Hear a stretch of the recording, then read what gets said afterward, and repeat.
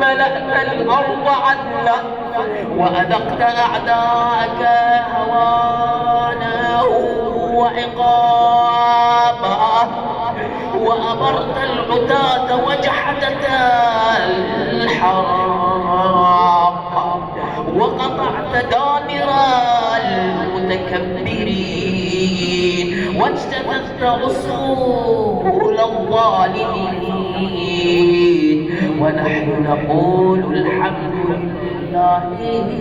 رب العالمين. اللهم أنت كشاف الكرب والبلوى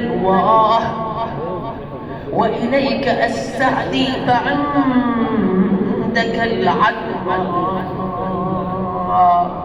وأنت رب الآخرة والدنيا فأغث يا غياث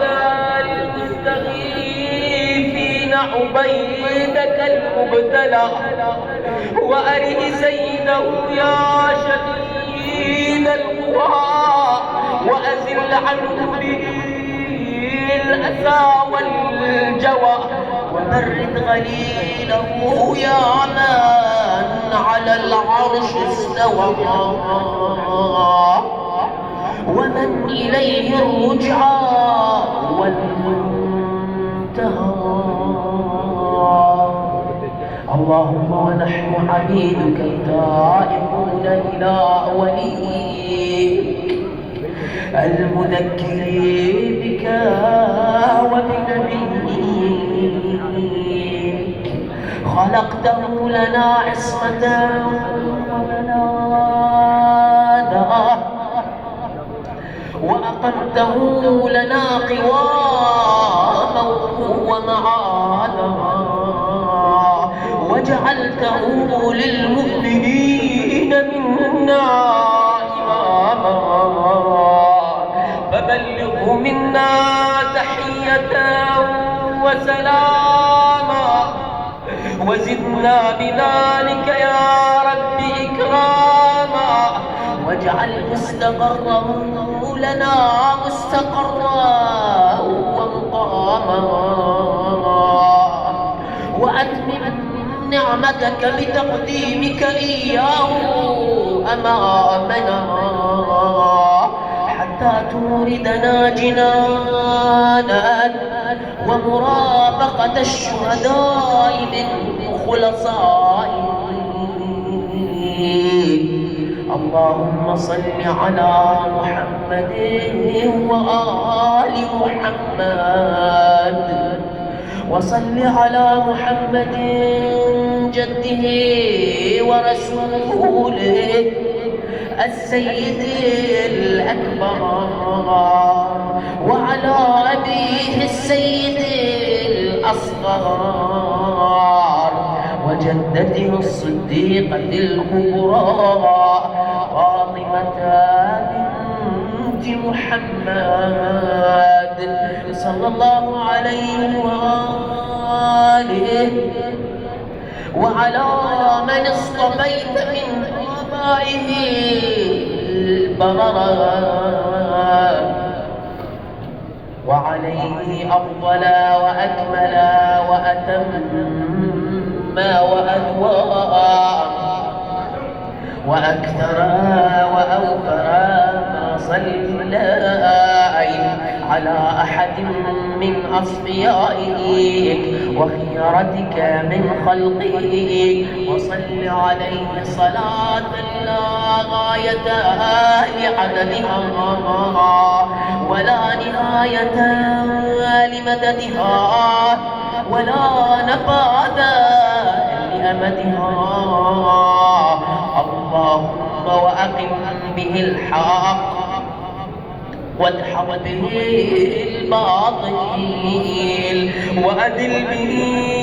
أوليائك وأذلل به أعداءك واصل اللهم بيننا وبينه وصلة تؤدي إلى مرافقته سلفه واجعلنا من من يأخذوا بحجتهم ويمكثوا في ظلهم، وأحنا على تأدية حقوقه إليه والاجتهاد في طاعته واجتناب معصيته، وامنن علينا برضاه، وامنن علينا برضاه، وهب لنا رحمته ورحمته ودعاءه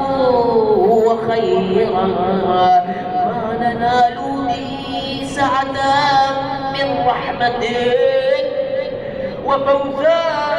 عندك، واجعل صلاتنا به مقبولة وذنوبنا به مغفورة ودعاءنا به مستجابا، واجعل أرزاقنا به مبسوطا وهمومنا به مكفيا وحوائجنا به مقضيا، وأقبل إلينا بوجهك الكريم، واقبل تقربنا إليك، وانظر إلينا نظرة رحيمة نستكمل بها الكرامة عندك، ثم لا تصرفها عنا بجودك، واسقنا من حوض جده صلى الله عليه وآله بكأسه وبيده ريا رويا هنيئا سائغا لا ظمأ بعده برحمتك يا أرحم الراحمين.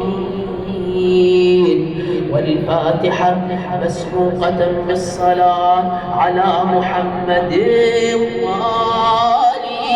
محمد.